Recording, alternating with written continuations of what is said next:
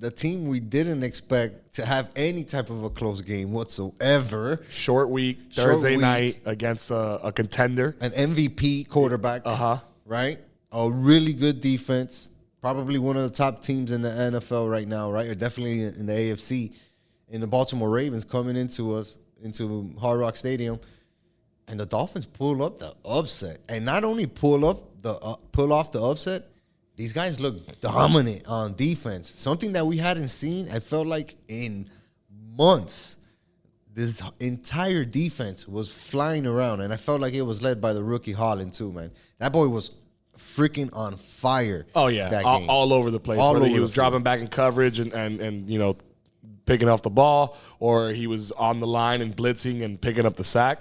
He was all over the place, so shout out to him. But shout out to everybody, man. Jalen Phillips finally, showed up. He's showing up. He was in there. Ogbo was out there. Jerome Baker all over the place. Xavier Howard with one of the biggest plays of the games. The fumble recovery. Yeah, forced fumble, picked it up, recovery, and was able to score. Make the heads up play to return it. But this is the way the Dolphins defense should have looked all year. This is exactly what we expected, what we talked about going into this season. And it only took us about 9 weeks to figure it out. Maybe 8 weeks too late. You know what I mean? But regardless, the outcome was what we desired. We saw the defense emerge, right? And we saw key plays being made by our key playmakers, right? Guys who we were counting on to step up in the weeks where we were having those bad games. And none of them did until we played Baltimore. The whole defensive line, because Chris Wilkins is like, he's killing it, dog. He's killing it. He's one of the best defensive tackles right now in the AFC, because just the amount of pressure that he puts on the quarterback and on the line, they're forcing two guys to cover him now, which is huge. We talked about Holland, playing at the line of scrimmage a lot. He had so many QB pressures that game, and he got to hit Lamar Jackson, adjust his throws, and make him force and do other things that he didn't want to do. And you could tell that Lamar Jackson was visibly frustrated on the sideline. He was not happy about how they couldn't figure out how the Dolphins were attacking him. And then even offensively, we started the game with Brissett, right? And it was like, man, Tua's missing another game. What the hell's going on in Miami? And it was odd, too, because it was kind of a last-minute fully dressed. And he was fully dressed, bro. Yeah, it was a last-minute decision. We didn't hear anything about Tua going into that game, not playing. And then Brissett just gets to start last minute, and Tua's the backup. He's fully dressed. He's out there, ready to come in at any point in time. I don't see how this makes sense on any level, right? Because even in the previous game, he suited up, but he didn't play, and the Dolphins had him available as QB2 in case Brissett gets hurt. And it's like, well, why? If he's not healthy, why is he on there? Unless we have zero quarterbacks, right? Unless we have zero quarterbacks, which I don't think is the case, right? And then number two, why do it 2 weeks in a row? Right, I get it, short week, but the moment Jacoby goes down, he's out. And Jacoby tried a couple of times to get back into the game, but he was like, nah, you can visually see Flores telling him like, Tua's in, you're out. And it was just a weird circumstance how all of that came into play for the Dolphins. And for me as a fan, right, and I'm sure a lot of you guys experienced this, it was a big roller coaster, that game, where it's like, oh, shit, Brissett, damn, we're keeping it tight. Oh, the defense make a big play. Oh, we're back down, and now we're up again. And then we're back down. And it's like, oh, Tua's in the game. Oh, shit, he's hurt again. And it was just so weird offensively, but they found ways to move the ball at times against the Ravens, and Sanders did his thing, right, and got some field goals for us, and until Tua pretty much sealed the game with a touchdown of his own. Rushing. It was a rushing touchdown, not a throwing touchdown. I don't know, man. It was such a weird game offensively, bro. It's hard for me to put like a spin on it and just say what it was. Listen, this was a game that we easily could have lost had the offense not do the bare minimum there, right? They needed a couple plays there, and then Tua came in the game and he made a couple plays there that we needed, a couple first downs, kept the drive alive, and then scoring, on the rushing touchdown. That was something that we weren't going to get out of Brissett. This was the score of the game was 6-3 through three quarters. Rough. All right, we didn't get any action until the fourth quarter, where we had the defensive touchdown, okay, which that shifts the momentum for us. And it's like now we have the momentum on our side. the offense has that momentum as well. So what can the offense do? And sure enough, Tua went out there and put up a touchdown. He could have picked off he could have got picked off. He didn't. He could have, gotten stripped and fumbled the ball. He didn't. He could have taken a big sack. He didn't. He was in there for a short amount of time, and he made the right plays. And now he's looking at getting the start for this next game coming against up. the Jets. Yeah, man, I'm with you. It's and I'm sure it's rough for him to come into the game because you can say you're prepared, you study the playbook, all this shit, blah blah blah blah blah.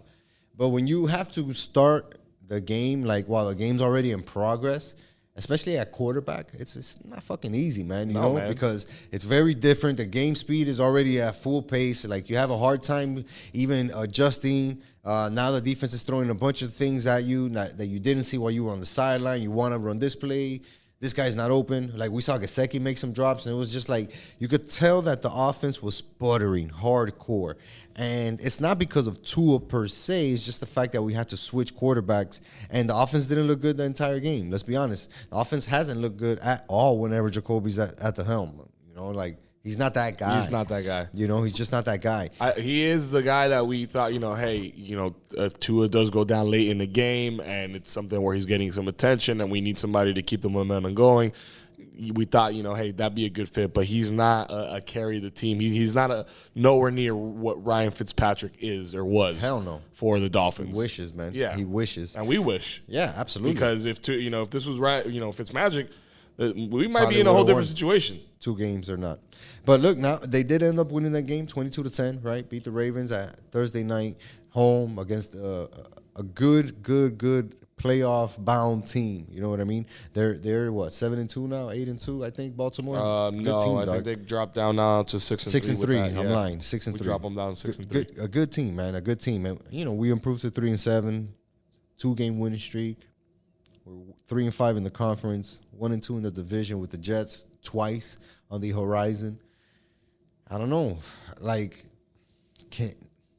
Can I don't want to say can the Dolphins salvage the season, right? Because there's no way you're salvaging the season. But my question is more what's the target for this goal, right? Yeah. What are we trying to accomplish here? Are we trying to develop Tua? Are we trying to develop Waddle more? And we're going to put him in a bunch of different positions. What's going on with the offensive line? Are we going to continue this juggle that we're doing, or are we just going to run with these 5 guys until the end of the season? Because 10 games in, we have a bye week coming up. We still have games to play. You got to figure out a lot of stuff, and there's a lot of time to figure out those things that we're going to need to improve on for next year. Because obviously, this year is not done. But the chances of us making some type of noise or some type of playoff appearance or even threat, I just don't see it happening. You know what I mean? I absolutely agree. I think at this point, it's that we got to figure out what we have to figure out what we need for next year. I think there's a huge, there's a blatant, obvious need for a running back and offensive line. That's something that we don't have part of our game, because even with the quarterback situation and the receiver situation, we're finding guys like Isaiah Ford for over 80 yards and Albert Wilson for over 80 yards. You know what I mean? Those 2 guys right there combined for 8 catches and over 150 yards. I mean, that's production, And then you have Waddle, who didn't have his best game, 4 catches for 60-something yards. But that's okay, because he's still a really good receiver, and he's on pace to break the record for the rookies most catches in the season. Yep, and it's not getting talked about enough because of the fact that the Dolphins aren't doing great. Understandable. I mean, media's not going to cover losers; they're going to cover winners, like Jamar Chase and Cincinnati Bengals, for instance. Yep. But we need to figure out where what we do have. And these next few games, the rest of these games that we have this season, that's what we can salvage, because the playoff hope is not going to happen. The Bills are still, in first place, and New England's heating up. Bill Belichick in November is a madman, so he's not going to lose, and they're going to give the Bills a run for their money. So we're out of it this year, but there's still things to play for, essentially.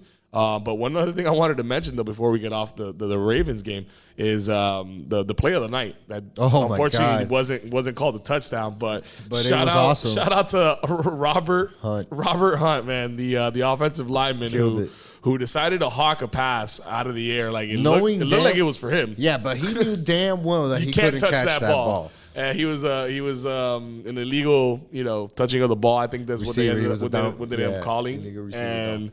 But what a heads-up play, man. Like that dive, the extension. I mean, it was everything that everybody was talking about. Honestly, the best thing about that is that the very next day, I'm talking about the very next morning, all right? This is Thursday night. Friday morning, Miami Dolphins post a picture on their Instagram or like a reel showing the elevator where the main lobby is, where people have to walk in and out, and the door, they usually put like big plays on the cover of the elevator doors.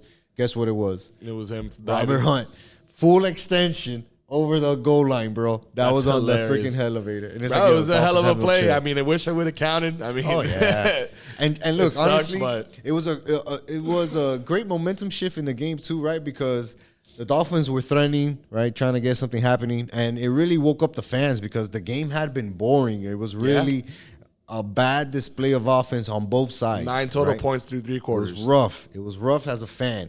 And seeing shit like that is always going to be entertaining and bring people to their feet and be like, oh, give it to him. You know what I mean? Yep. He made the play. How often is he going to be able to do that? But that shit was funny, man.